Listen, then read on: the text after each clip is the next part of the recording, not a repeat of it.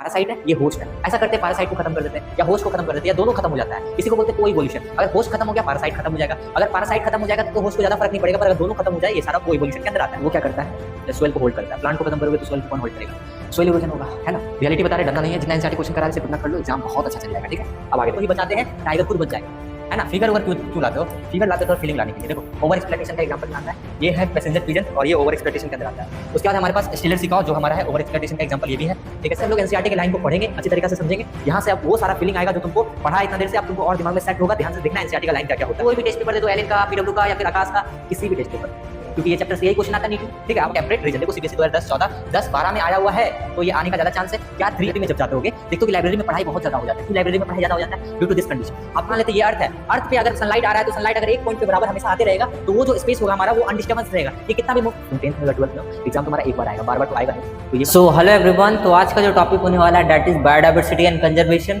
Basically आज आपको थोड़ा सा बैकग्राउंड नॉइज थोड़ा मोड़ा आ सकता है क्योंकि आज सरस्वती पूजा है, तो happy Saraswati Puja to everyone. पता है कि ये जो डे होता है ये बहुत स्पेशल डे होता है सारे स्टूडेंट के लिए, है ना, और सब लोग के लिए बेसिकली होता है, पर ये स्टूडेंट का दिन होता है क्योंकि वी नो डैट कि हम लोग जो पूरा ईयर जो एजुकेशन लेते हैं, जो विद्या लेते हैं, वो कहीं ना कहीं वो आज उनका दिन होता है, विद्या की देवी सरस्वती माँ का दिन होता है। तो ये जो दिन होता है वो हम लोग को क्या है ना कि बहुत इंपॉर्टेंट डे होता है।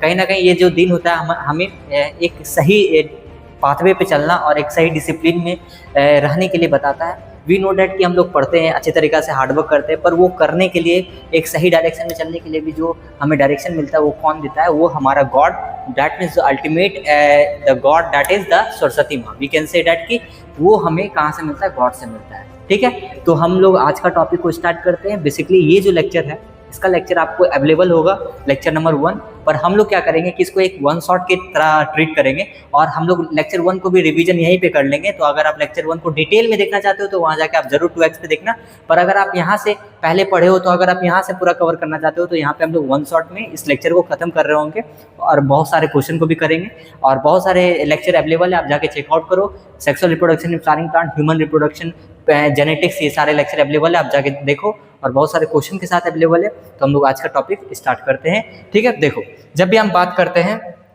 कि ये जो टॉपिक है हमारे पास ये डील करता है किस चीज़ से, बायोडाइवर्सिटी एंड कंजर्वेशन।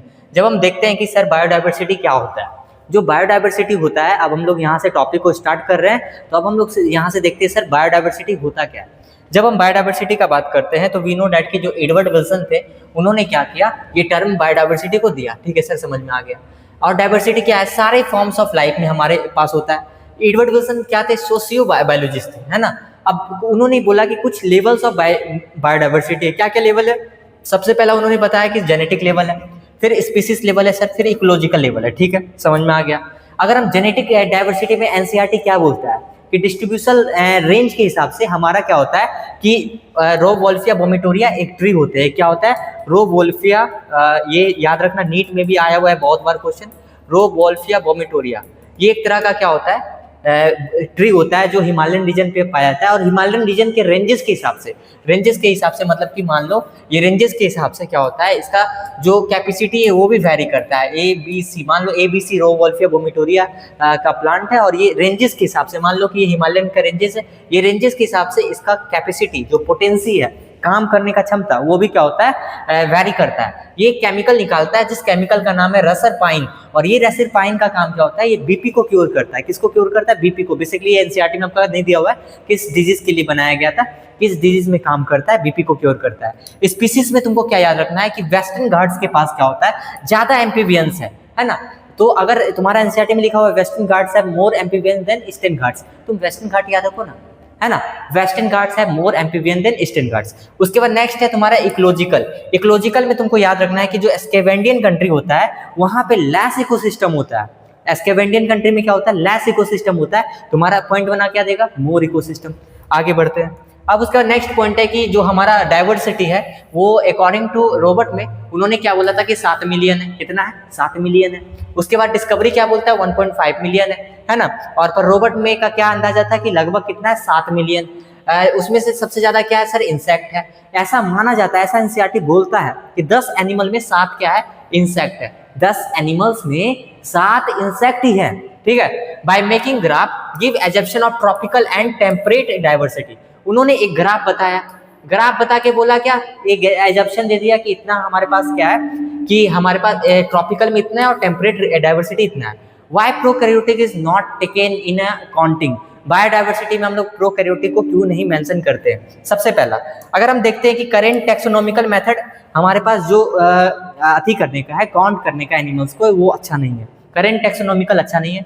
बहुत सारे bacteria not easily culture in lab, बहुत ऐसे बैक्टीरिया हैं जो हमारे आसपास प्रेजेंट है जिसको हम इजली कल्चर नहीं कर सकते लैब में। कर सकते हो क्या? नहीं कर सकते। तीसरा बात, हर एक थोड़ा थोड़ा लिटिल बिट केमिकल वेरी कर रहा है, लिटिल बिट केमिकल वेरी कर रहा है, और उसके बाद क्या हो रहा है, सारे प्रोकैरियोटिक अगर थोड़ा थोड़ा केमिकल, मान लो कि यहाँ पे हमारे पास क्या है कि ए बैक्टीरिया है, बी बैक्टीरिया है, सी बैक्टीरिया है, डी बैक्टीरिया है, ई बैक्टीरिया है, इसमें हम थोड़ा सा केमिकल वेरी कर रहा है, इसमें थोड़ा, इसमें थोड़ा, मतलब कि इसका जो केमिकल का कॉम्पोजिशन है थोड़ा थोड़ा वेरी कर रहा है, और हम लोग कितना बैक्टीरिया को लेंगे, है ना?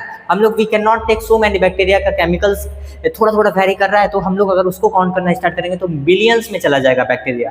3 रीजन। सबसे पहला रीजन क्या बोलता है एनसीईआरटी, करेंट जो टैक्सोनॉमिक मेथड हम लोग कर रहे हैं वो अच्छा नहीं है। सेकेंड, जितने भी बैक्टीरिया हैं उसको इजिली कल्चर नहीं कर सकते। तीसरा, हम लोग थोड़ा थोड़ा केमिकल में बदलाव आएगा और उसके बाद हमारा पूरा एक बोल सकते हो कि हम लोग को बहुत काउंट करना पड़ जाएगा, तो वो अच्छा चीज़ नहीं होगा। अब नेक्स्ट पॉइंट एनसीईआरटी का क्या है, ये सारा चीज़ को हम डिटेल में करवाए हुए लेक्चर 1 में आप देख सकते हो, पर अगर आप पढ़े हो तो ये लेक्चर आपके लिए बहुत काम का होगा, ठीक है? फिर हम लोग जैसे ही लेक्चर 2 के लेवल पे आ जाएंगे, मतलब कि वो टॉपिक को करेंगे जो हम लोग पहले नहीं किए, उसको फिर से उतना ही डिटेल में अच्छी तरीका से एक एक पॉइंट को एनसीईआरटी का लिखा हुआ होगा और मैं आपके सामने एक्सप्लेन कर रहा हूँ। ये एक शॉर्ट नोट्स है जो आपको रिविजन करने के लिए काम आएगा, और इसको 1 शॉट हमको बनाना है ताकि कम समय में आप लोग बहुत अच्छा कर लो, ठीक है? अब देखते हैं जो टोटल स्पीसीज है वो हमारे पास कितना है, 70% एनिमल्स है, 22% प्लांट है, 8% दूसरा एनिमल्स है। तो ये बायोडाइवर्सिटी के हिसाब से डेटा क्या है कि हमारे पास 70% एनिमल्स है, 22% हमारे पास प्लांट है, 8% अदर को लिया गया। हमको ये भी बोले कि 10 एनिमल में 7 क्या इंसेक्ट है, ठीक है सर? इंडिया का 8.1 बायोडाइवर्सिटी है, और इंडिया जो है ना 12वां मेगा डाइवर्सिटी में आता है। कितना में आता है? 12वां मेगा डाइवर्सिटी। कितना टोटल वर्ल्ड में कितना एरिया लेता है? टोटल वर्ल्ड में इंडिया कितना एरिया लेता है? 2.4% एरिया लेता है। पूरा वर्ल्ड का एरिया इंडिया 2.4% लेता है। ये प्रेडिकेटेड किया गया है कि 1 लाख कितना है प्लांट है, 3 लाख क्या है एनिमल है। ये प्रेडिकेटेड वैल्यू है कि 1 लाख कितना है प्लांट है, 3 लाख क्या है एनिमल है। उसके बाद कुछ ग्राफ तुम्हारे बुक में दिया हुआ है जहाँ पे देखो इंसेक्ट का बहुत ज्यादा है, फिर उसके बाद तुम्हारा अदर एनिमल्स, फिर क्रस्टेशियंस, फिर मोलस्का, फिर यहाँ पे देखो एंजियोस्पर्म ज्यादा है फंगी से। ये पॉइंट याद रखना है। इस ग्राफ में तुमको क्या याद रखना है, ये जो तुम्हारे पास चार्ट है इसमें आपको याद रखना है कि जो तुम्हारा एंजियोस्पर्म्स है वो क्या है, ज्यादा है फंगी के हिसाब से। उसके बाद यहाँ पे देखना है फिश का जो संख्या है बहुत ज्यादा है बर्ड से, फिर रेप्टाइल्स उससे कम है। आगे आते हैं, नेक्स्ट पॉइंट तुम्हारे पास है pattern of biodiversity. What do you mean by pattern of biodiversity? जब बायोडाइवर्सिटी का मतलब क्या होता है, जो हमारा अर्थ है वो अर्थ के अलग अलग रीजन पे क्या होता है, डाइवर्सिटी वैरी करता है, क्योंकि सनलाइट का जो रिचनेस होता है वो अलग अलग होता है, ठीक है? कैसे समझते हैं सर, ध्यान से देखते हैं। वी नो डैट कि वी हैव लैटिट्यूड ग्रेडियंट, है ना, मैक्सिमम 23.5 डिग्री नॉर्थ और 23 डिग्री 5 मिनट साउथ। इसको कैसे पढ़ते हैं, 23.5 डिग्री, है ना, 5 degree north to 23.5 degree south. एक डेटा तुम्हारे पास है, बहुत इंपॉर्टेंट है, बहुत इंपॉर्टेंट है। इक्वाडोर में बर्ड्स का जो स्पीसीज है कितना है, 1400। न्यूयॉर्क में कितना है, 105। ग्रीनलैंड में कितना, 56 है। अरे सर ये बात से क्या पता चल रहा है, इससे यही पता चल रहा है कि यहाँ पे 1400 है, मतलब कि ये इक्वेटर रीजन पे होगा। ये कौन सा रीजन पे होगा, इक्वेटर रीजन पे होगा, मतलब कि इसका जो लैटिट्यूडनल लाइन होगा वो 23.5 डिग्री नॉर्थ से 23.5 डिग्री साउथ के आसपास होगा, ठीक है? अब आगे देखते हैं। अब हम लोग बात करते हैं अमेजोन फॉरेस्ट के ऊपर। अमेजोन फॉरेस्ट की बात करते हैं तो इसको लंग्स ऑफ अर्थ बोला जाता है, लार्जेस्ट बायोडाइवर्सिटी यहाँ पे हम लोग को देखने को मिलता है। अगर हम देखते हैं कि यहाँ पे 40,000 प्लांट है, 3,000 फिश है, 1.25 लाख इनवर्टिब्रेट है सर, 1300 बर्ड्स का संख्या है, ठीक है? अब उसके बाद हमारे पास पॉइंट है, why so much biodiversity? Why so much biodiversity भाई? अनडिस्टर्बेंस, क्योंकि हमारा जो इक्वेटर है, इक्वेटर मतलब ध्यान से समझियो क्या बोल रहे हैं। देखो हमारे पास मान लेते ये अर्थ है, अर्थ पे अगर सनलाइट आ रहा है तो सनलाइट अगर एक पॉइंट पे बराबर हमेशा आते रहेगा तो वो जो स्पेस होगा हमारा वो अनडिस्टर्बेंस रहेगा। ये कितना भी मूव कर जाए, कितना भी मूव कर जाए ना, अर्थ टिल्टेड होता है, ये कितना भी मूव कर जाए पर कोई फर्क नहीं पड़ेगा। क्यों नहीं पड़ेगा? क्योंकि सनलाइट जो होता है वो हमारा एक रेंज पे इक्वेटर पे आते रहता है पूरा ईयर। तो वो क्या होता है, सबसे पहले वहाँ पे ईयर का कोई भी बदलाव होता है क्या? नहीं, साल में कोई बदलाव नहीं होता, एक ही ईयर हमेशा रहता है, सीजन में ज़्यादा बदलाव नहीं होता, इसीलिए वहाँ पे बायोडाइवर्सिटी का सर्वाइविलिटी बहुत अच्छा होता है। तुमको हम एक एग्जांपल बताते हैं। देखो तुमको रूम में हमें ना एक फिक्स टेम्परेचर हम कर देते हैं तुम्हारा, और उसके बाद तुमको वहां पे हम रख देते हैं। तुम देखोगे कि तुम रूम में आराम से हो, कोई प्रॉब्लम तुमको नहीं होगा, रूम में तुम आराम से मस्त हो, क्योंकि एक मेंटेन टेम्परेचर है, तुम्हारा बॉडी का जो होम्योस्टेटिस है, तुम्हारा बॉडी का जो मेंटेनेंस है वो एकदम फिक्स हो गया है। तुमको ज़्यादा तुम एक सही कंडीशन में काम कर पाओगे। जैसे कि तुम लाइब्रेरी में जब जाते होगे, देखते हो कि लाइब्रेरी में पढ़ाई बहुत ज़्यादा हो जाता है। क्यों लाइब्रेरी में पढ़ाई ज़्यादा हो जाता है? Due to this condition. आपको एक ही टेम्परेचर अगर मिलते रहेगा ना, तो तुम्हारा बॉडी का मेटाबॉलिज्म है काफ़ी एकदम एक पीक स्टेज पे होगा। जैसे ही टेम्परेचर चेंज, बॉडी का मेटाबॉलिज्म में थोड़ा सा दिक्कत होता है, उसको अडेप्ट करना पड़ता है ना जी, इसीलिए। अब आगे आते हैं। अब उसके बाद हमारे पास क्या है कि tropical environment less seasonal, tropical environment less seasonal, tropical हमारे पास यही रीजन है, ठीक है। उसके बाद है मोर सोलर एनर्जी, यहाँ पे सोलर एनर्जी बहुत ज्यादा है, प्रोडक्टिविटी भी बहुत ज्यादा है, ठीक है। अब देखा जाए तो हमारे पास सर ये अर्थ है सर हमारे पास, ठीक है। ऊपर जाएंगे बायोडाइवर्सिटी डिक्रीज होगा, ऊपर जाएंगे बायोडाइवर्सिटी डिक्रीज होगा, नीचे से ऊपर जाएंगे तो बायोडाइवर्सिटी इंक्रीज होगा। दैट मीन्स कि ये वाला एरिया में बहुत ज्यादा बायोडाइवर्सिटी है। Getting my point? यस या नो? आगे बढ़ते हैं। देखो पास स्पीसीज एरिया रिलेशनशिप, ये जो हमारे पास टॉपिक है बहुत इंपॉर्टेंट टॉपिक है। क्यों? क्योंकि यहाँ पे बहुत स्ट्रगल आता है समझने में, पर हम लोग यहाँ पे बहुत आराम से इसको निकालेंगे। ध्यान से देखना, हमारे पास ये जो है ये कौन दिया है? स्पीसीज एरिया रिलेशनशिप, हम्बोल्ट याद रखो बस। कहाँ के थे? नॉर्थ अमेरिका के। सेकंड पॉइंट, बायोडाइवर्सिटी इंक्रीज होता है विद एरिया, मतलब कि जैसे जैसे हम इनके एरिया को इंक्रीज करेंगे वैसे ही बायोडाइवर्सिटी इंक्रीज हो जाएगा, पर एक समय जाके कांस्टेंट हो जाएगा, एक समय जाके कांस्टेंट हो जाएगा। इसका ग्राफ पूछता है नीट में, इससे क्वेश्चन आता है। जेड क्या होता है? Regression coefficient. इसका जो ग्राफ होता है वो कैसा होता है? रेक्टेंगुलर हाइपरबोला, ठीक है। यहाँ पे ध्यान से देखना, एक यहाँ पे हम लोग लॉग लेके इसको करेंगे। सबसे पहला पॉइंट है कि ये हमारे पास S equal to directly proportional to A Z, यहाँ टू नहीं है, ये जेड है। जेड क्या है sir? Regression coefficient. Regression coefficient क्या होता है? ध्यान से सुनना। एस क्या है? स्पीसीज का रिचनेस। तो एस किसको चीज को डिनोट कर रहा है? स्पीसीज का रिचनेस। मतलब ए को बढ़ाएंगे और से एस भी बढ़ेगा, एस को बढ़ाएंगे हमारा क्या है? ए को बढ़ाएंगे तो एस भी बढ़ेगा, स्पीसीज बढ़ेगा, एरिया बढ़ रहा है, स्पीसीज बढ़ेगा, पर एक समय जाके कांस्टेंट हो जाएगा, वो ग्राफ बताता है। जेड क्या है? Regression coefficient. S equal to C A फिर पावर में जेड। इसको तुम क्या करो? टेकिंग लॉग, लॉग को लोगे तो log S, log C plus Z log A, ठीक है। यहाँ पे जेड का वैल्यू कितना है? 0.1 to 0.2। जेड का वैल्यू कितना है? 0.1 to 0.2। For large continent 0.6 to 1.2। बड़े बड़े कॉन्टिनेंट के लिए क्या वैल्यू होता है? 0.6 to 1.2। मेमल और बर्ड्स के लिए कितना है? 1.15। मेमल और बर्ड्स के लिए कितना है? 1.15। उसके बाद आगे देखते हैं। ये हमारे पास क्या है? एक ग्राफ पे स्पीसीज का रिचनेस को दिखाया है, एक ग्राफ पे एरिया को दिखाया है। एस इक्वल टू सी ए का जेड, फिर जेड स्लॉप यहाँ पे है, और इसको लॉग लेके यही दिखाया है। ग्राफ कैसा? Rectangular hyperbola. एक पॉइंट और रखना, जितना ज्यादा स्टीपर ग्राफ होगा, जितना ज्यादा स्टीपर ग्राफ होगा, जितना स्टीपर होगा, जितना स्टीपर होगा, उतना ज्यादा जेड का वैल्यू होगा। ये तुम्हारा क्वेश्चन बनेगा तो मोर स्टीपर, अगर ये भी लिखा रहेगा तो जेड का वैल्यू उतना ज्यादा, जितना स्टीपर उतना ज्यादा। आगे बढ़ते हैं।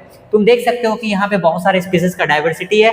बैक्टीरिया के बारे में मैंने बताया था कि उसको हम लोग टेक्सोनॉमिकल, अभी भी टेक्सोनॉमिकल हमारा इतना अच्छा नहीं है कि बैक्टीरिया को हम लोग काउंट करेंगे, और काउंट करेंगे तो बिलियन से पहुंच जाएगा, क्योंकि अलग अलग बैक्टीरिया में अलग अलग केमिकल है, और केमिकल बेसिस लेते हैं तो और बहुत ज्यादा काउंटिंग में आ जाएगा। अब आगे देख, एनसीईआरटी में दिया हुआ है, तुम देख सकते हो कि जो मैंने बताया वही चार्ट है। अब आगे देखते हैं। ये हमारे पास अमेजन फॉरेस्ट का है, इतना ज्यादा डाइवर्सिटी है। और ये ग्राफ जो अभी तुरंत हम लोग बात किए थे, हमारे पास कुछ एनसीईआरटी के क्वेश्चन है। यहाँ से अब हम लोग एनसीईआरटी के क्वेश्चन को कर रहे हैं, बायोडाइवर्सिटी और कंजर्वेशन के क्वेश्चन को। तो एनसीईआरटी क्यों इंपॉर्टेंट है? क्योंकि क्वेश्चन जो भी बनते हैं घुमा फिरा के एनसीईआरटी के ही बनते हैं। तो हम लोग सबसे पहला क्वेश्चन को करते हैं। ध्यान से देखियो क्या हम बोलना चाह रहे हैं कि name the 3 important component of biodiversity. सबसे पहला क्या है? Genetic diversity sir, species diversity और इकोलॉजिकल डाइवर्सिटी, ठीक है। How do ecologist estimate the total number of species present in the world? कैसे इकोलॉजिस्ट एस्टिमेट करता है कि पूरा स्पीसीज कितना प्रेजेंट है हमारे वर्ल्ड में? By estimating the rate of discovery of new species. ऐसा करते ना सर कि नया स्पीसीज जितना भी डिस्कवरी हो रहा है उसको एस्टिमेट करने का कोशिश करते हैं, है ना। अब सेकेंड पॉइंट क्या है? By statistical comparison of temperate tropical species richness of an exhaustively studies group of insect and extrapolated ratio to groups of animal and plant to come gross estimate। देखो इसको इजी भाषा में समझो। सबसे पहला point, कैसे एस्टिमेट करेंगे? हम लोग क्या करते हैं ना कि जितने भी स्पीसीज नए जो आ रहे हैं उसको एस्टिमेट करना स्टार्ट करते हैं। सेकेंड, स्टैटिस्टिकल मेथड अपनाएंगे, जो ट्रॉपिकल क्लाइमेट में कैसे इंक्रीज हो रहा है, ठीक है, उसको अपनाएंगे, ठीक है। तो जो पढ़ाए हैं वो लिखो, एस्टिमेट करने का क्या तरीका, बहुत सारा है, ठीक है। 2 ऐसे लिखो, ये 1-2 नंबर में आएगा, बहुत है।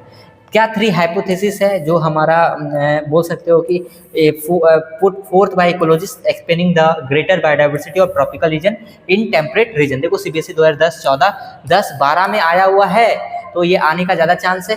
क्या 3 hypothesis put forth by ecologist explaining the existence of greater biodiversity in tropical region. मैंने अभी तुरंत बताया कि ये क्वेश्चन बहुत इंपॉर्टेंट है कि ट्रॉपिकल रीजन में क्यों हमारा इतना सारा बायोडाइवर्सिटी है। हमारे पास ये है ट्रॉपिकल रीजन सर, यहाँ पे बायोडाइवर्सिटी होने का क्या रीजन है? सबसे पहला कांस्टेंट इन्वायरमेंट है सर, कांस्टेंट इन्वायरमेंट है, प्रमोट करता है स्पीसीज का स्पेशलाइजेशन और इंक्रीज स्पीसीज। तुमको एक ही रूम में बैठाएंगे और एक कांस्टेंट टेम्परेचर देंगे और खाना पीना हर एक चीज वहां दे देंगे, प्लेग्राउंड भी बना देंगे, हर एक चीज दे देंगे, मस्त तुम वहां पे रहोगे क्योंकि एक ही टेम्परेचर रहेगा। जब एक टेम्परेचर रहता है तो हमारा बॉडी का स्पेशलाइजेशन और हमारा बॉडी का मेटाबॉलिज्म बहुत फास्ट होता है ना। आगे बढ़ते हैं। There is longer expense to solar radiation in the tropical region. अरे भाई हमेशा सोलर रेडिएशन होता ही है वहां पे। That contribute directly to higher productivity and directly species diversity. This occur not glaciation tropical region and remain undisturb. Thus, organisms living in a tropic continued the flourish, evolve more species diversity। थोड़ा सा तुमको हो सकता है PDF देखने में दिक्कत हो रहा होगा, ये पीडीएफ को ग्रुप में डलवा देंगे, वीडियो के डिस्क्रिप्शन के नीचे होगा, आपको सब चीज मिल रहा होगा, बस आप फोकस करके अपना काम करना, ठीक है। तो हमने क्या बोला, यहाँ ग्लेशिएशन भी नहीं होता है, किसी भी तरह का एनवायरमेंटल इशूज नहीं है, सीजनल नहीं होता, कॉन्स्टेंट टेम्परेचर होता है, यही सब इंपॉर्टेंट पॉइंट है जिसके कारण से ट्रॉपिकल क्लाइमेट जो होता है वो वहाँ पे फिक्स होते हैं टेम्परेचर, और स्पीसीज का रिचनेस बहुत ज्यादा होता है। ये तुमको तो दिख नहीं रहा होगा, बस हम थोड़ा पढ़ के दिखा देते हैं कि what is the significance of slope regression area relationship. Basically NCERT का क्वेश्चन है। Regression species area relationships indicate that species richness decrease with decrease in regression coefficient. तो देखो इसका समरी क्या है, जेड को घटाओ तो हमारा एस भी घटेगा, ठीक है सर, ए भी घटेगा तो जेड भी घटेगा, एस भी घटेगा, बस इतना याद रखना। 0.1 to 0.2 स्पीसीज का जेड होता है, ठीक है, जेड का वैल्यू होता है बेसिकली देखा जाए तो। और however very larger area continent के लिए हमारा कितना होता है, 0.6 से 1.2 होता है जेड का वैल्यू, ठीक है। तो इस क्वेश्चन को हम क्या करेंगे, फिर से हम आपका पीडीएफ में सही से पीडीएफ डाल देंगे क्योंकि आपको थोड़ा सा देखने में दिक्कत हो रहा होगा। तो यहाँ सब हम लोग आराम आराम से पढ़ेंगे क्योंकि ये एक तरह से लेक्चर 2 होगा किसी लोग के लिए, और किसी लोग के लिए ये वन शॉट के फॉर्म में ही अटैच वीडियो होगा। पर ये टॉपिक को अब यहाँ से हम लोग बहुत आराम आराम से स्मूथली एक एक पॉइंट एनसीईआरटी का कवर करेंगे, जिस तरीका से लेक्चर 1 को कवर किए थे, क्योंकि वो लेक्चर 1 तो थोड़ा लेंदी था तो बहुत लोग उसको पढ़े हुए हैं पर भूल गए, तो उसके लिए 15 मिनट मैंने रिविजन करा दिया। पर अगर आपने नहीं देखा तो वो लेक्चर देखो, अदरवाइज इस लेक्चर को भी देखोगे तो काम चल जाएगा, तो फोकस बढ़ाना पड़ेगा, ठीक है। देखो यहाँ पे अगर हम अब देखो हम लोग बात कर रहे हैं कि जो इम्पोर्टेंस है हमारे पास सर स्पीसीज डाइवर्सिटी का, क्या इकोसिस्टम में क्या इम्पोर्टेंट है, ठीक है, बात सही है। इकोलॉजिस्ट का मानना था कि जो हमारे पास कम्युनिटीज होते हैं with more species, community with more species tend to be more stable than those which less species. मतलब कि सर ऐसा कम्युनिटीज जहाँ पे ज्यादा स्पीसीज है, ज्यादा प्रोडक्टिविटी है, वहां पे क्या होगा, वो ज्यादा स्टेबल होगा। This was confined by David Tilman. David Tilman का मानना था कि वो स्पीसीज, सीधा सा लिखना है कि जहाँ पे मोर स्पीसीज है वहां पे ज्यादा स्टेबल होगा, जहाँ पे लेस स्पीसीज है वो कम स्टेबल होगा, ठीक है। कैरेक्टरिस्टिक्स क्या है सर एक स्टेबल कम्युनिटी का, मतलब कि अगर जहाँ पे स्पीसीज रह रहे हैं वहाँ पे क्या कैरेक्टरिस्टिक्स है, उस कम्युनिटी को स्टेबल किस रीजन से हम लोग कर रहे हैं। Productivity should be not very too much in year two year. तुमको पता है कि ट्रॉपिकल रीजन में तुम्हारा वेरी नहीं करता है ना, तो प्रोडक्टिविटी वो रीजन का वेरी नहीं करना चाहिए ईयर टू ईयर, कि वहाँ का जो बोल सकते हो प्रोडक्टिविटी मीन्स क्या, जैसे कि वहाँ पे जितना एनिमल का संख्या हो गया, जो प्लांट हो गया है ना, वो सारा चीज कमना नहीं चाहिए। तो वो कमना मतलब बढ़ गया तो प्रोडक्टिविटी बढ़ गया, कम गया प्रोडक्टिविटी घट गया। It should be resistance to occasional natural and man-made disturbance. मतलब कि सर आ जाओ मेरे सामने कोई भी नेचर का तूफान, हमको कुछ फर्क नहीं पड़ेगा, ना तो मैन-मेड का डिस्टर्बेंस उस कम्युनिटी में होना चाहिए। It should be resistance to invasion by alien species. Alien species मतलब कि बाहर वाला स्पीसीज अगर अंदर आ भी जाए कोई फर्क नहीं पड़ता, है ना। जैसे कि मान लेते हैं कि हमारे पास कि एक ग्रुप है, ठीक है, इस ग्रुप में हमारे पास ए है और एक बी आ गया जो सी के जैसा है, सी के जैसा है और ए के जैसा भी इसके पास ताकत है। ठीक है। तो ये थोड़ा सा क्या होगा, कहीं ना कहीं यहाँ पे ये टिक जाएगा। पर अगर मान लेते हैं कि एक ऐसा स्पीसीज आ जाए जो डी है, जो ये सबसे भी कमजोर है पर ए के बराबर है, तो कहीं ना कहीं डी भी टिक जाएगा सर।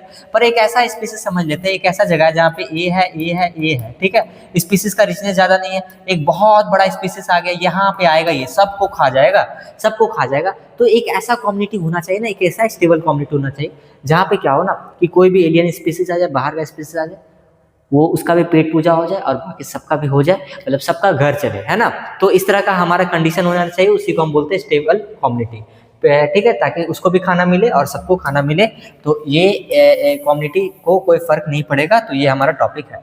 अब आते हैं डेविड टिलमैन ने एक्सटर्नल प्लॉट एक्सपेरिमेंट किया। उन्होंने बोला, एक वर्ड में ये समरी समझना है जो तुमको याद रखना है, जितना ज़्यादा डाइवर्सिटी होगा उतना प्रोडक्टिविटी होगा, लेस वेरिएशन देखने को मिलेगा। उसके बाद नेक्स्ट पॉइंट इंपॉर्टेंट क्या है स्पीशीज डाइवर्सिटी का सर इकोसिस्टम में। अगर हमेशा अगर सब पैसेंजर्स, मान लो कि हमारे पास क्या करे, ध्यान से सुनना, एरोप्लेन पे बैठा हुआ है, सब पैसेंजर क्या करे, कोई नट बोल्ट लेके जा रहा है, कोई स्टीयरिंग लेके जा रहा है, कोई उसका विंग्स लेके जा रहा है, तो क्या होगा। सबसे पहले अगर हम बात करते हैं कि कोई ये एरोप्लेन है, इसका नट को मान लो सब पैसेंजर लेके जा रहा है, तो क्या होगा, एरोप्लेन वीक होगा, है ना। तो एरोप्लेन को रिवर पोपेट हाइपोथेसिस में ये बताया गया है कि एरोप्लेन को इन्वायरमेंट से हमारा कंपेयर किया गया। और क्या बताया गया सर, क्या बताया गया ना कि हमारे पास जो रिवर्ट है उन्होंने took by passengers, initially no impact but aeroplane get weak, है ना। एरोप्लेन क्या होगा, वीक हो जाएगा। कैसे कंपेयर किया एरोप्लेन को, इकोसिस्टम के बराबर बताया गया। सर एरोप्लेन जो है हमारे पास वो इकोसिस्टम है, रिविट है स्पीसीज है। रिविट क्या है, ये जो नट बोल्ट है वो स्पीसीज है। पॉपिंग ऑफ रिविट मतलब एक्सटिंक्शन ऑफ स्पीसीज, मतलब जिस तरह से पैसेंजर बैठ रहा है और रिविट को लेके जा रहा है, उसी तरीके से environmental condition, human disturbance and so many problem lead to with the extinction of species. अब उसके बाद प्लेन का safety, stability of ecosystem. Plane का सेफ्टी, स्टेबिलिटी ऑफ इकोसिस्टम, जितना ज्यादा प्लेन को सेफ्टी में रखोगे उतना ज्यादा तुम इन्वायरमेंट को क्या कर रहे हो, सेफ्टी में रख रहे हो। तो यही बात रिवर्ट पोपेट हाइपोथेसिस में बोला गया, जहां पे उन्होंने बोला कि अगर सब रिवर्ट को अपने होम लेके चल जाएगा तो कहीं ना कहीं क्या होगा, स्पीसीज का एक्सटिंक्शन से इसको कंपेयर किया गया है। It may not affect the flight safety initially, शुरू में तो फ्लाइट उड़ेगा, प्रॉपर इकोसिस्टम फंक्शनिंग थोड़ा मोड़ा प्रॉब्लम क्या होगा, थोड़ा बाद में होगा, जब क्या होगा, नट बोल्ट ज्यादा निकलेगा तो विंग्स भी उड़ जाएगा, आदमी भी फिर उड़ने लगेगा ना। But with times as more rivet more removed the plane become danger में आ जाएगा और उसके बाद वीक हो जाएगा और fatal to the life of other species, ठीक है। तो ये तुम्हारा रिवर्ट पोपेट हाइपोथेसिस के हिसाब से बताया जाता है सर। आगे बढ़ते हैं, देखो उसके बाद नेक्स्ट है लॉस ऑफ बायोडाइवर्सिटी। कुछ इंपॉर्टेंट पॉइंट जो देसी तरीका से समझो, फिर हम लोग आते हैं इंग्लिश भाषा में। तो वी नो डेट कि अभी तक तो सर कोई भी स्पीसीज एड नहीं हुआ, इतना तो हमको पता है, और इतना माना जा रहा है कि अभी तक कोई स्पीसीज एड हुआ नहीं है। जब तक एक्सटिंक्ट ही हो रहा है, एड कुछ नहीं हुआ है। 2000 बर्ड का स्पीसीज एक्सटिंक्ट हो गया। कब हुआ सर, जब पैसिफिक आइलैंड पे कॉलोनाइजेशन हो गया। कॉलोनाइजेशन का मतलब आदमी जब वहां पे आने लगा, अपना कॉलोनी बनाने लगा, जब वहां पे रहने लगा, तो पैसिफिक आइलैंड में जब ऐसा हुआ तो लगभग 2000 बर्ड का स्पीसीज एक्सटिंक्ट हो गया। 20 ईयर्स में 27 स्पीसीज एक्सटिंक्ट हो गया है। IUCN के डेटा के हिसाब से उन्होंने रेट डेटा लिस्ट, जो नीट का भी फेवरेट क्वेश्चन है, उसमें बताया क्या कि 784 एनिमल्स और 87 प्लांट का एक्सटिंक्शन हो चुका है। ध्यान से समझ, रेट डेटा लिस्ट IUCN के हिसाब से 784 एनिमल्स और 87 प्लांट का एक्सटिंक्शन हो चुका है सर। आगे बढ़ते हैं। अब उसके बाद नीट सेगमेंट में बहुत इंपॉर्टेंट, कोई भी टेस्ट पेपर दे दो, एलएन का, PW का या फिर आकाश का, किसी भी टेस्ट पेपर में, मोशन का किसी भी टेस्ट पेपर में आपको मिलेगा, बड़ा से बड़ा छोटा से छोटा ये वाला क्वेश्चन मिलेगा, क्योंकि ये चैप्टर से यही क्वेश्चन आता है नीट में, ठीक है। अब आगे आते हैं, तो ये तुमको याद रखना है। डोडो जो एनिमल था वो कहाँ पे था, मॉरिटियस का था, वहाँ एक्सटिंक्ट हो गया। क्वागा कहाँ का था, अफ्रीका का सर। स्टीलर सीकॉ कहाँ का था, रसिया का था, और वो भी एक्सटिंक्ट हो गया। थाईलेसिन कहाँ का था, ऑस्ट्रेलिया का था। बाली जावन और कैस्पियन कैट टाइगर का सब स्पीसीज है, ये भी एक्सटिंक्ट हो गया सर। बहुत प्रॉब्लम में है, नीट सेगमेंट से ये क्वेश्चन बनता है, अब ध्यान से समझना। This is not a new extinction. NCERT बोलता है कि ऐसा मत सोचियो कि एक नया एक्सटिंक्शन है, नहीं, ये जो हमारा है ये 5th एपिसोड पहले हो चुका है ना। बिफोर 5th ये 5 एपिसोड हो चुका है, इस तरह का एक्सटिंक्शन, मास एक्सटिंक्शन हो चुका है। ये कैसा एक्सटिंक्शन है, ये 6 एपिसोड है, पर रेट कैसा है सर, फास्ट है। रेट कैसा है, फास्ट है। अब आगे आते हैं, ध्यान से देख। आईसीएन के हिसाब से, थ्रिट के हिसाब से बोलता है, क्या बोलता है आईसीएन, ध्यान से सुन। आईसीएन बोलता है कि सुन मेरा बात, कि एम्फीबियंस 32% है हमारे पास, सबसे ज्यादा है। जिम्नोस्पर्म्स 31%, ठीक है। थ्रिट मतलब कि खतरा है उसके ऊपर, इतना एम्फीबियंस, इतना तुम्हारे पास मेमल्स बर्ड्स खतरा में है, तुम बचाओ उसको। उसके बाद मेमल्स कितना है 23%, बर्ड्स कितना है 13%। ये सब क्या खतरा में है, तुम इसको बचाओ। लॉस ऑफ बायोडाइवर्सिटी का मतलब समझ, अगर लॉस होता है तो क्या क्या होता है, प्लांट का प्रोडक्टिविटी डिक्रीज होता है, लो रेजिस्टेंस टू एनवायरनमेंट। अब लॉस ऑफ बायोडाइवर्सिटी हो रहा है तो क्या होगा, इकोसिस्टम स्टेबल ही नहीं रहेगा, है ना। सबसे पहला पॉइंट क्या लिखियो कि प्लांट का प्रोडक्टिविटी डिक्रीज होगा। सर आप यही सब लिखेंगे क्या? नहीं, अरे हम स्टेटमेंट दिखाएंगे, एनसीईआरटी का लाइन को इजी से लिख के लाए हैं, तुमको एक एक पॉइंट हम अभी पढ़वा के दिखाएंगे। ये तो शॉर्ट नोट हो गया जो तुमको पढ़ने के बाद लिखना है ना। आगे देखो, तो low resistance to environment, increase variability. जैसे कि वेरिएबिलिटी का मतलब क्या होगा कि पॉलिनेशन वाटर साइकिल, ये सब में वेरिएशन तुमको देखने को मिलेगा। ठीक है, आगे बढ़ते हैं सर। आगे को रीजन ऑफ बायोडाइवर्सिटी लॉसेस के ऊपर हम लोग बात करते हैं। ध्यान से देखना कि हमारे पास जो रीजन है फॉर बायोडाइवर्सिटी लॉसेस, जिसको एबिल क्वाड्रेंट भी बोल रहे हैं, अब ध्यान से देखना। इसमें हम क्या है, पहले शॉर्ट से देखेंगे सारा चीज को, उसके बाद हम लोग एनसीईआरटी रीडिंग के इंपॉर्टेंट पॉइंट को देखेंगे। हमको समझना क्या है कि सर जो हमारा नीट में बहुत इंपॉर्टेंट है, नीट में बार बार पूछता है, ठीक है। एक तो तुम्हारा वो एक्सटिंक्ट एनिमल्स, डोडो, क्वागा, है ना। उसके बाद तुम्हारा पूछता क्या है कि हैबिटाट लॉस और फ्रेगमेंटेशन। हैबिटाट लॉस और फ्रेगमेंटेशन के कारण क्या हुआ था, तो अमेजन फॉरेस्ट को हम लोग क्या किए थे, ध्यान से सुनना। हैबिटाट लॉस और फ्रेगमेंटेशन, हैबिटाट लॉस होने के कारण क्या प्रॉब्लम हुआ था, ये कहाँ पे देखने को मिला था, तो यहाँ पे देखने को मिला था कि अमेजन के रेन फॉरेस्ट में, है ना, अमेजन फॉरेस्ट में सोयाबीन और फॉडर के लिए, है ना, सोयाबीन और फॉडर की कल्टीवेशन करने के लिए, किस लिए सर, कल्टीवेशन करने के लिए उन्होंने क्या किया था, उन्होंने फॉरेस्ट को खत्म करना स्टार्ट किया, मतलब फॉरेस्ट को काटना स्टार्ट कर दिया गया था। और इससे प्रॉब्लम क्या हुआ था ना कि बड़े बड़े एनिमल्स, जो लार्ज एनिमल्स थे, उस जैसे कि मेमल्स हो गया और बर्ड्स हो गया, उसको छिपने का जगह नहीं मिलता था, जिसके कारण से 14% से रेशियो ये 6% में जाके डिक्रीज हो गया। मतलब 14% बोल सकते हो कि जो लार्ज एनिमल मेमल्स थे वो 6% से रिड्यूस हो गया। आगे देखते हैं। नेक्स्ट क्या, ओवर एक्सप्लॉयटेशन। ओवर एक्सप्लॉयटेशन में तुमको क्या याद रखना है, इस पेज में जो लिखा हुआ तुमको याद रखना है, बाकी जो पढ़ाएंगे तुमको समझना है, उसको लिखने, तुमको सीखना है कि लिखना कैसे, वो वर्ड में हम आगे बताएंगे, पर तुमको याद जो रखना है वो ये पेज में। ओवर एक्सप्लॉयटेशन में स्टेलर्स सीकॉ, पैसेंजर पिजन का नाम याद रखना है, और कुछ मैराइन फिशेस को भी ये प्रॉब्लम हुआ था। Alien species invasion, over exploitation मतलब कि एक जगह पे बहुत चीज आ जाना। फिर तीसरा पॉइंट है हमारे पास alien species invasion. Alien species invasion का मतलब होता है कि बाहर से कोई एनिमल्स को अंदर करना, एंट्री दिलवाना, या एंट्री आ गया किसी भी कारण से, जिसके कारण से क्या प्रॉब्लम होता है उसको हम लोग देखते हैं एलियन स्पीसीज इन्वेजन में। तीसरा रीजन के कारण क्या हुआ था, स्पीसीज इंटर फ्रॉम आउटसाइड, ठीक है सर।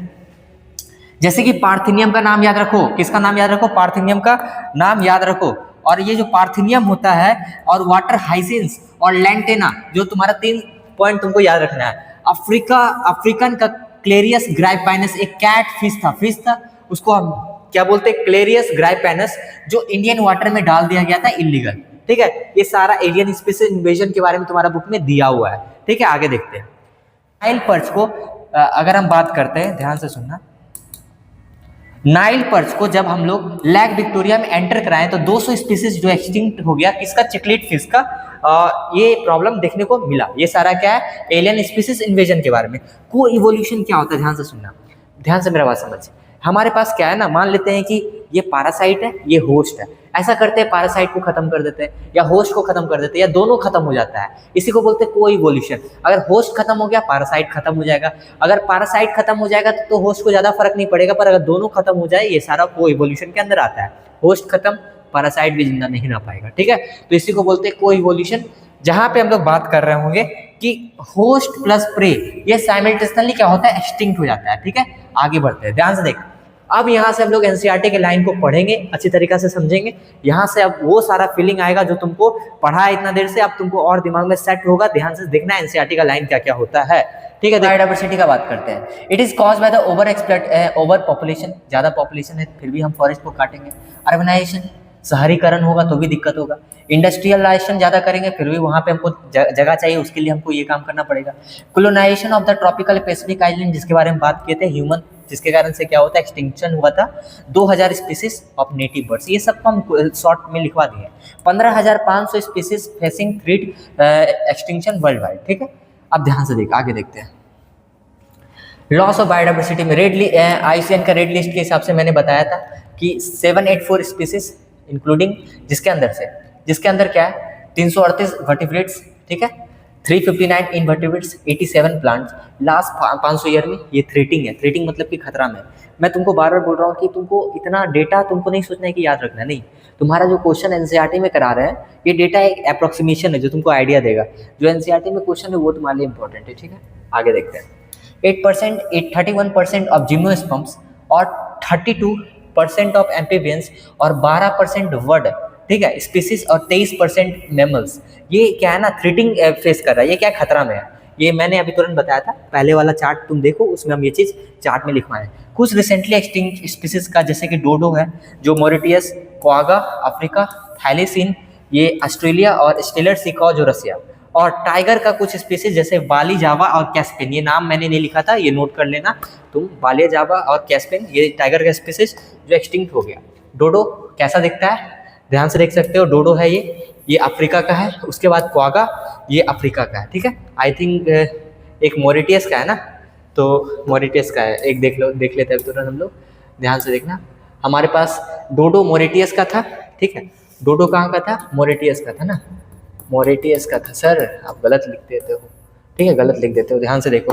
उसके बाद आपका क्वागा अफ्रीका का था, स्टेलर सिकॉ आपका रसिया का था, थैलीसीन आपका ऑस्ट्रेलिया का था। एकदम नाम याद होना चाहिए। फिर से बोलो, डोडो मॉरिटियस, सेकंड क्वागा अफ्रीका, तीसरा स्टेलर सिकॉ रसिया, चौथा थैलीसीन ऑस्ट्रेलिया। नीट में क्वेश्चन फिक्स है भाई, ये क्वेश्चन हर बार आएगा।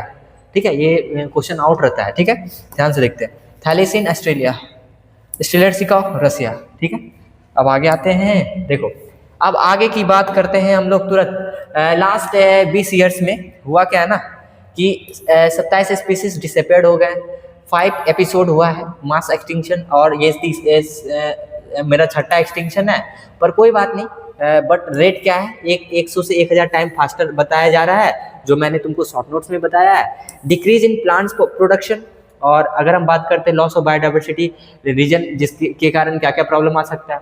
प्लांट का प्रोडक्शन डिक्रीज होगा।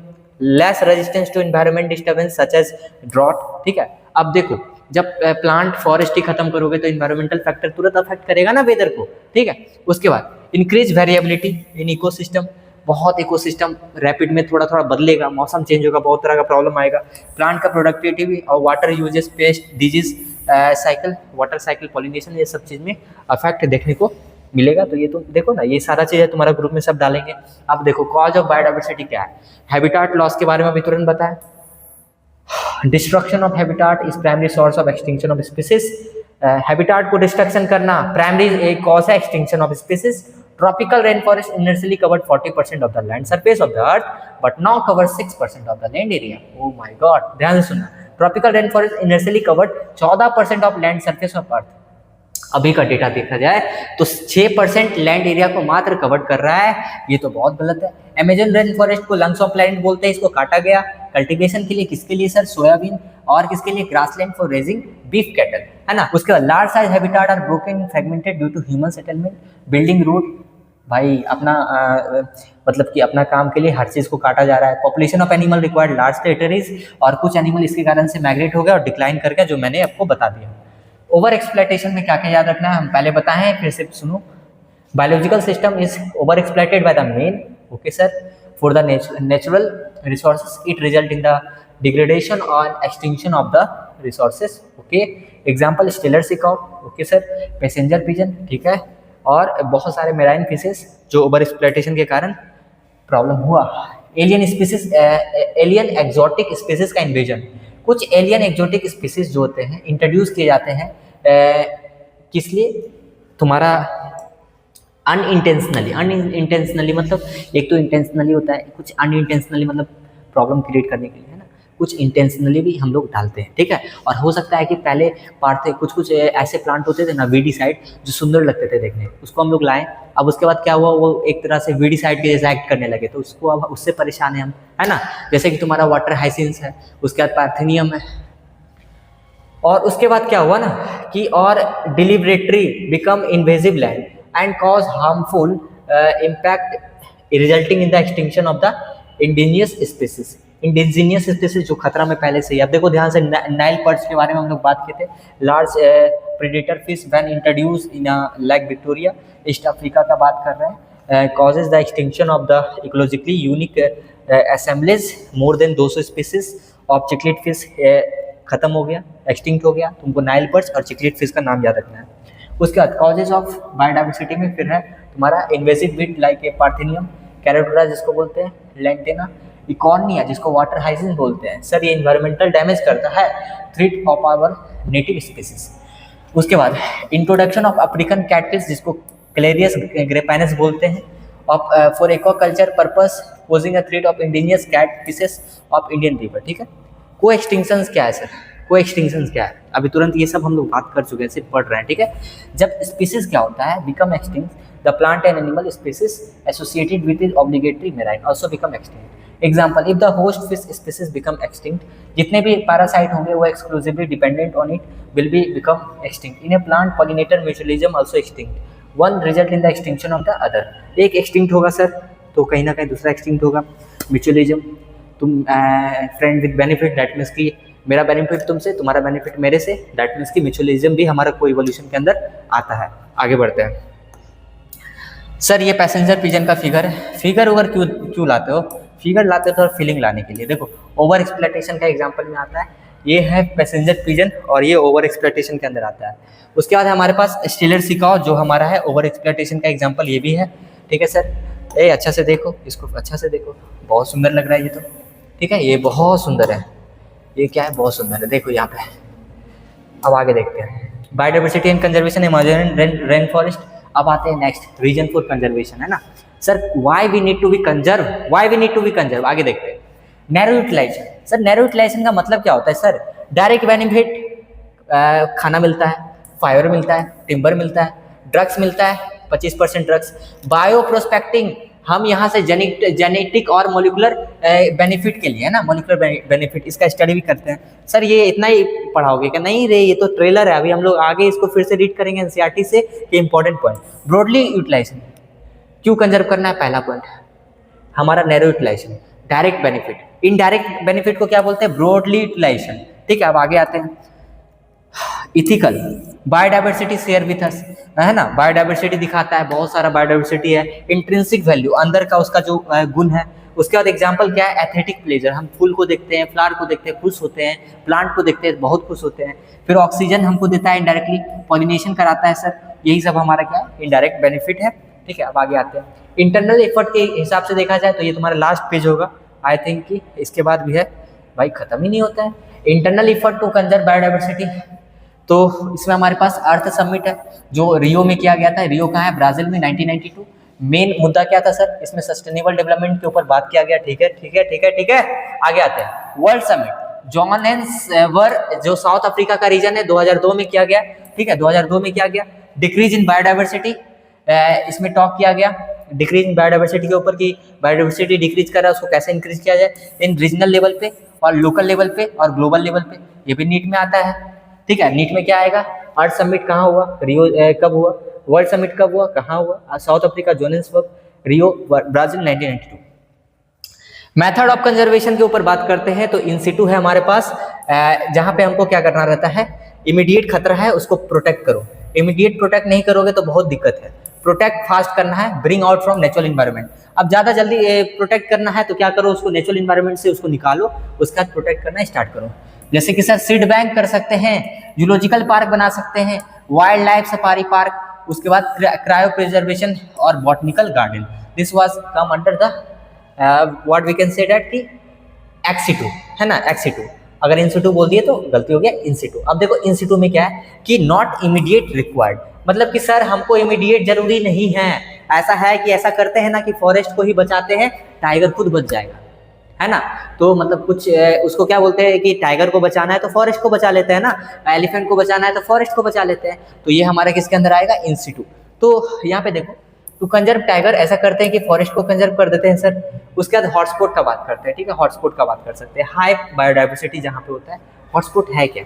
सर हमारे कंट्री में ना हॉटस्पॉट इसलिए बनाया गया है, मतलब हॉटस्पॉट का नाम इसलिए दिया गया है क्योंकि वहाँ पे ज़्यादा बायोडाइवर्सिटी है, ज़्यादा बायोडाइवर्सिटी है। डैट मीन्स कि वी कैन से डैट कि बिफोर कितना था 24, अभी कितना है 34 हॉटस्पॉट है ना। इंडिया में 4 से 5 हॉटस्पॉट है, इंडिया में भी। High degree of endemism in India we can say Himalaya, हाँ 3 हॉटस्पॉट है, कितना है 3, हिमालय, वेस्टर्न घाट, श्रीलंका, इंडो बर्मा, ठीक है। तो ज़्यादा बोलने के बाद मेरा नेक पेन होता है थोड़ा, अब उसके बाद फिर भी कोई बात नहीं, चैप्टर को फिनिश करना है आज, ठीक है, और वो भी अच्छी तरीक़ा से, भगाना नहीं है, एक एक चीज़ होगा, चिंता मत कर। It consist less than 2% area, ध्यान से सुन, 2% एरिया तो कंसिस्ट करता है, पर ये हमारा एक्सटिंक्शन रेट को 30% रिड्यूस कर देता है। एक्सटिंक्शन रेट को कितना परसेंट रिड्यूस करता है? 30%। Himalayas, Western Ghat, Sri Lanka, Indo Burma, this are the 3 hotspot that are in India. उसके बाद देखा जाए तो पहले 24 था पूरा वर्ल्ड में, अब 34 है, ठीक है सर, आगे बढ़ते हैं। प्रोटेक्टेड एरिया का बात करते हैं, वाइल्ड लाइफ सेंचुरी 4488 573 अप हो गया। नेशनल पार्क अगर अभी का डेटा देखोगे तो 573 दिखाएगा गूगल पे, 448 बहुत बुक में दिया हुआ है। नेशनल पार्क 90, 106 दिखाएगा। बायोस्फीयर रिजर्व 18 दिखाएगा, ठीक है। तो ये उतना नहीं पूछा जाएगा तुमसे, मेन लॉजिक पूछा जाएगा जो मैं बता रहा हूँ, ठीक है। ज़्यादा डरना नहीं, इतना डेटा देख के रियलिटी बता रहे, डरना नहीं है। जितना एनसीईआरटी क्वेश्चन करा रहे सिर्फ उतना कर लो, एग्जाम बहुत अच्छा चल जाएगा, ठीक है।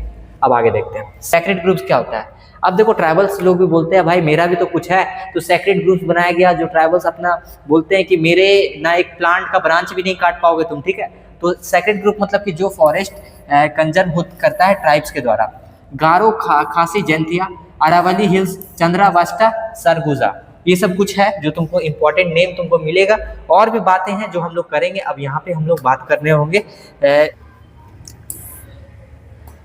आगे देखते, देखो रीजन ऑफ बायोडाइवर्सिटी अब एक एक करके पढ़े हैं तो अब इसको सिर्फ रीड कर लेते हैं और समझते हैं जहाँ समझना है। बायोडाइवर्सिटी एक इम्पॉर्टेंट है इकोसिस्टम के लिए, health and for survival of human race on earth, ठीक है।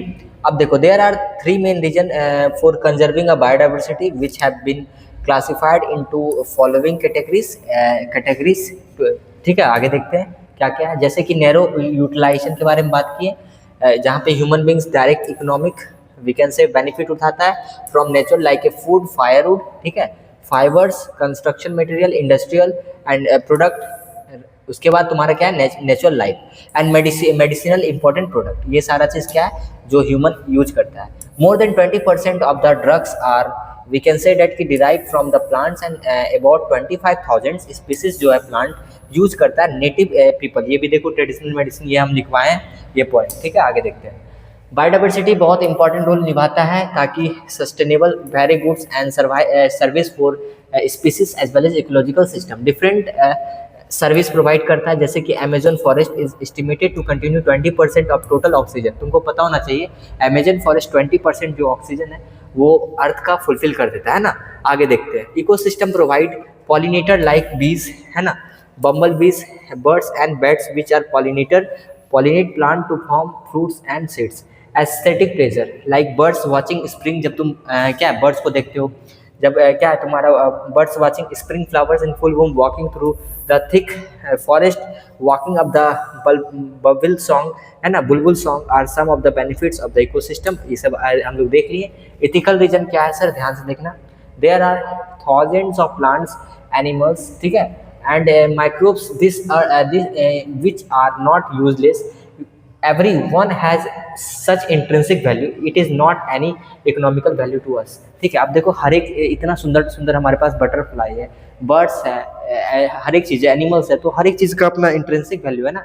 तो तुम सोचो कि हम वही बोलना चाह रहे हैं ना कि ये इथिकल रीजन के अंदर आता है। Therefore our moral duty to ensure well-being of the living creature for the utilization of the future generation, ठीक है। आगे आते हैं, नेक्स्ट है तुम्हारा कंजर्वेशन ऑफ बायोडाइवर्सिटी, जहाँ पे हम लोग देख रहे हैं कि होल इकोसिस्टम को कंजर्व करना है 2 तरीका से सर।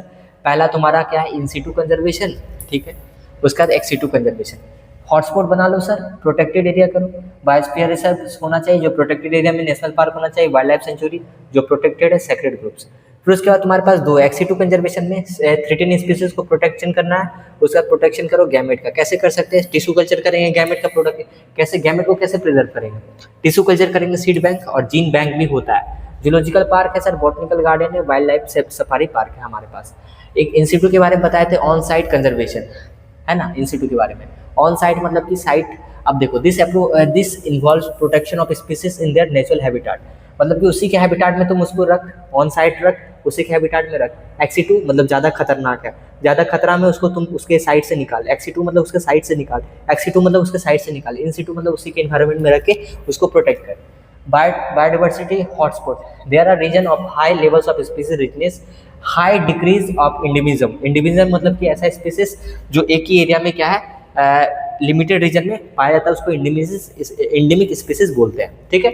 तो high levels of species richness in high degree of endemism, अब ध्यान से सुनना, endemic species are species confined only to a limited region. 34 hotspot है पूरे वर्ल्ड में यार, 34 हॉटस्पॉट है, हमारे यहाँ 3 है ना। 3 हॉटस्पॉट हमारे पास है, Western Ghat, Sri Lanka, Indo Burma. Biodiversity hotspots covered less than 2% earth land area, 2% land area, मात्र अर्थ का 2% लैंड एरिया को कवर करता है, और साथ साथ वी कैन से डेट कि लार्ज नंबर ऑफ स्पीसीज को ये रिड्यूस करता है, मास एक्सटिंक्शन बाय 30%। तुम सोचो कि 30% जो है स्पीसीज को ये एक्सटिंक्शन होने से बचाता है, मात्र 2% लैंड एरिया कवर कर रहा है, ठीक है। Biodiversity hotspot cover less than 2% area, ठीक है, but they harbour large number of species, they could reduce mass extinction, ये बता दें, ठीक है। प्रोटेक्टेड एरिया क्या है सर, 14 बायोस्फीयर है, ठीक है। इतना डेटा मत याद रखियो। 90 नेशनल पार्क है, 448 वाइल्ड लाइफ है। जिम कॉर्बेट के बारे में याद रखना, ये सबसे पहला तुम्हारा स्टेब्लिश किया गया था नेशनल पार्क इंडिया में, ठीक है। आगे देखते हैं रामसार साइट्स क्या है सर। Ramsar sites wetland which are considered Ramsar convention 1971, not important topic उतना, ठीक है। Ramsar convention work for conservation and use of wetland, ये सब पढ़ लेना थोड़ा, ठीक है। Recognition for fundamental ecological function wetland and their culture, economic, scientific, recreation value, बहुत इजी लिखा हुआ है, कर लोगे। 26 रामसर साइट्स है इंडिया में, some of this are Ashtamudi wetland जो केरला में, Sambhar lake, Rudrasagar lake, Chilka lake है ना, कानिका वेटलैंड उड़ीसा में है। वेटलैंड इंक्लूड मार्सेस, ये इंपॉर्टेंट है, मार्सेस, लेक्स, कोरल रिफ्स, ठीक है। आगे आते हैं सेक्रेड ग्रुप्स क्या होता है, मैंने बताया था, जो हमारा ट्राइबल लोग कंजर्व करते हैं ना, पेचेस वर्शिप जो पूजा भी करते हैं। All trees are wildlife within the given total protection by the tribal people, है ना। Large number of rare and threatened plants can be found in this region. कुछ सेक्रेड ग्रुप्स हैं हमारे India में, जैसे कि Khasia and Jaintia hills in Meghalaya, बहुत important. Western Ghat region in Karnataka and Maharashtra, Aravalli hills in Rajasthan, Sarguja Chanda है, ये कहाँ पे, मध्य प्रदेश में, ठीक है। आगे आते हैं एक्सी2 कंजर्वेशन क्या है सर, ऑफ साइट कंजर्वेशन। इसका अप्रोच क्या है कि इसमें प्लेस करो थ्रेटेंड एनिमल्स को तुम, plants in special care units for protection. India के पास 35 बॉटनिकल गार्डन है, 275 जूलॉजिकल पार्क है। Animal which have become extinct in wild by, ये छोड़, ये लाइन ऐसे छोड़ दे, ठीक है। By using craft preservation at -190 degree Celsius. एक डेटा तुम सब चीज़ दिमाग में रख, क्या क्या चैप्टर में दिया हो, वही मेरा एम है, कुछ नहीं छोड़ना है, कुछ नहीं छोड़ना है। इंपॉर्टेंट चीज़ तो मैं बोलता जा रहा हूँ, पर नॉन इंपॉर्टेंट चीज़ को भी मैं कुछ पढ़ के बता रहा हूँ, जैसे कि यहाँ पे इंपॉर्टेंट है। क्राफ्ट प्रिजर्वेशन क्या है, प्रिजर्वेशन करना, -196 degree technique, sperm eggs animal cell tissues and embryo can be store किया जाता है, ठीक है, इस टेम्परेचर पे, कितना, -196 degree Celsius. Bank seed bank etc. Plant are propagated in a vitro using tissue culture method, micro propagation, desirable, appropriate, urgent measure for extinction, ताकि हम एक्सटिंक्शन से बचा सके, ठीक है। इन-सिटू एक्स-सिटू का तुम देख सकते हो डिफरेंसेस क्या है। It is conservation and protection biodiversity in natural habitat. Natural habitat में इसको क्या करते हैं, हम बाहर लेके जाते हैं, है ना। Population is conserve surrounding where they develop distinguishing feature, national park, biosphere, wild life sanctuaries. Population को यहाँ पे हम लोग क्लोजली रिजेंबल करते हैं, बॉटनिकल गार्डन ये सब बता चुके, ठीक है। कन्वेक्शन बायोडाइवर्सिटी के बारे में बताए थे कि रियो डी जेनेरियो जो तुम्हारा क्या है 1992 के ऊपर बात कर रहे हैं, जो हम लोग नेशनल अप्रोप्रिएट मेजर लिया गया था ताकि हम सस्टेनेबल यूटिलाइजेशन कर सके, है ना। वर्ल्ड समिट तुम्हारा development held in Johannesburg, south America 2002, 190 country इसमें प्लेस लिया गया था, ठीक है। ये तुम पढ़ लेना, कुछ है नहीं ऐसा। फिर उसके बाद what are the major cause of losses, ये तुम्हारा एनसीईआरटी क्वेश्चन यहाँ से स्टार्ट होता है, ठीक है। तो एनसीईआरटी क्वेश्चन को देखते हैं, यहाँ से आराम से एनसीईआरटी क्वेश्चन को हम लोग देखेंगे, ठीक है। वेट, तो क्वेश्चन क्या है एनसीईआरटी का, बहुत अच्छा क्वेश्चन है। What are the major causes by species in geographical region, तो हैबिटेट लॉस एंड फ्रेगमेंटेशन ये मेजर कॉजेज होता है। Over exploitation, alien species invasion और को एक्सटिंक्शन, ये सब तुमको याद रखना था, ठीक है। अब आगे देखते हैं। How is biodiversity important ecosystem functioning. देखो इंपॉर्टेंट बायोडाइवर्सिटी का क्या है, स्टेबिलिटी, प्रोडक्टिविटी, इकोसिस्टम रिसाइलेंस। हम पढ़ इसको समझा देते हैं। स्टेबिलिटी मतलब इकोसिस्टम में स्टेबल होना चाहिए, मैंने बताया था। प्रोडक्टिविटी होना चाहिए, इकोसिस्टम का हेल्थ मेंटेन होना चाहिए, रिच इकोसिस्टम होना चाहिए, रिच बायोडाइवर्सिटी होना चाहिए। रिजिलियंस का मतलब होता है कोई भी एलियन स्पीसीज आ जाए कोई डिस्टर्बेंस ना होना चाहिए, ठीक है। इसको एक बार पढ़ लेना। बायोडाइवर्सिटी इंपॉर्टेंट एस्पेक्ट क्या है कि इकोलॉजिस्ट का मानना था, ठीक है, बिलीव होता है, यहाँ पे बिलीव लिख लेना, ठीक है। Believe that communities with the species tend to be more, वहाँ पे ज़्यादा लेस स्पीसीज, मतलब ज़्यादा स्टेबल का मतलब क्या होता है, ज़्यादा स्पीसीज और लेस वेरिएशन, ठीक है, यहाँ लेस वेरिएशन लिख लेना, ठीक है। और ये भी तुम वाइस वर्सा कर सकते हो कि अगर लेस स्पीसीज है तो लेस वेरिएशन होगा, ठीक है। उसके बाद प्रोडक्टिविटी में इकोसिस्टम, जितना ज़्यादा बायोडाइवर्सिटी होगा उतना प्रोडक्टिविटी होगा। फिर उसके बाद ecosystem health, rich biodiversity is not only essential for ecosystem but imperative for survival of the human race of the species are interlinked and killing of disappearance of one would affect other। तुम किसी एक को मारोगे ना तो दूसरा को खुद प्रॉब्लम होगा। रेजिलियंस का मतलब बताएं कि कोई भी आ जाए मैनमेड के हिसाब से भी डिस्टर्बेंस नहीं होना चाहिए। सेक्रेट ग्रुप्स के बारे में बताए थे कि जो ट्राइबल लोग प्रोटेक्ट करता है ना, तो for worship of 7 parts of India, ये देख लेना। खासी इंजेंतिया हिल्स मेघालय में है। उसके बाद तुम्हारा Western Ghat region Karnataka and Maharashtra. Tribal do not allow anyone to cut even a single branch, ये उनका मानना था और वो करते भी नहीं थे, इसको फॉलो करते थे। और third sacred groups have been free from all types of exploitation. Sacred groups में ट्राइबल है और वो आग लगा देंगे अगर कोई कुछ करेगा तो, ठीक है। आगे देखते हैं। Among the ecosystem service which are control of flood and soil erosion. तो how is achieve by biotic component of ecosystem. Control of soil erosion, plant roots hold the soil particle, ठीक है सर। देखो plant क्या है, क्या करता है, soil क्या करता है, रूट को सोइल को सीधा समझ, मेरा बात समझ, ठीक है। देखो ज़्यादा बोलने के बाद ना थोड़ा स्टैमरिंग होने लगता है, प्रॉब्लम ये है। बहुत देर से ये लेक्चर रिकॉर्ड हो रहा है, बीच बीच में प्रॉब्लम भी आते हैं, फिर भी रिकॉर्ड हो रहा है, कोई बात नहीं, ये हमारा फाइट है, ठीक है। तुम्हारा फाइट है, इसको देखना। हम लोग देख रहे हैं कि जो प्लांट का रूट होता है ना, वो क्या करता है, सोइल को होल्ड करता है। प्लांट को खत्म करोगे तो सोइल को कौन होल्ड करेगा, सोइल इरोजन होगा, है ना। अब आगे देखते हैं। तो top soil of the drifted way by the wind और moving water plant increase the porosity. Porosity का मतलब होता है पोर्स बनाएगा, फर्टिलिटी ऑफ द सोइल को भी बढ़ाता है। कंट्रोल ऑफ फ्लड, फ्लड आने से मतलब बाढ़ आ जाए है ना, या ड्रॉट, बहुत हर एक चीज़ से बचाता है कौन, प्लांट, है ना। Preventing run of the rain water. अब देखो प्लांट रहता है तो रन ऑफ मतलब कि जो रेन वाटर होता है बहाता नहीं है, इधर उधर जाता नहीं है, प्लांट एब्जॉर्ब कर लेता है, उसको यूज कर लेता है। इसको एक बार पढ़ लेना, ठीक है। आगे देखते हैं। Can you think situation we deliberately want to make species extinct, how you do justify. तो स्पीसीज विच आर हार्मफुल, ठीक है, स्पीसीज जो हार्मफुल होता है सर, वो human beings made extincting. Example जैसे HIV है, पोलियो वायरस है, तो ये सब तो एक्सटिंक्ट होना बहुत ज़रूरी है ना, क्योंकि स्पीसीज ये सब हमारे काम का है नहीं, ये तो डिजीज़ कॉज करता है कि नहीं। तो ये हमारे इकोसिस्टम को अफेक्ट नहीं करेगा, ठीक है। तो यही चीज़ लिखा हुआ है, यही क्वेश्चन एक बार देख लो अच्छे से। Can you think the situation, ठीक है, ये तो हो गया, यही तुम्हारा लास्ट क्वेश्चन था आज का, ठीक है। तो बस थैंक यू, हम लोग मिलते हैं एक नए लेक्चर के साथ। और एक इम्पॉर्टेंट मैसेज ये है, तुम 10th में या 12th में हो, एग्ज़ाम तुम्हारा एक बार आएगा, बार बार तो आएगा नहीं। तो ये बात याद रखना है कि 10th और 12th का एग्ज़ाम एक बार आएगा और एक ही बार ये इंपॉर्टेंट एग्ज़ाम होता है। ऐसा नहीं कि ये रिपोर्ट कार्ड देखने के लिए नहीं है, ये तुम कहीं ना कहीं तुम्हारा कॉन्फिडेंट को बूस्टअप ही करेगा।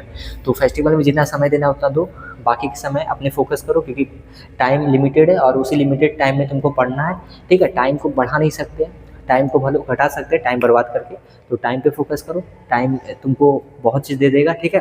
तो हम लोग मिलते हैं नेक्स्ट लेक्चर में, थैंक यू।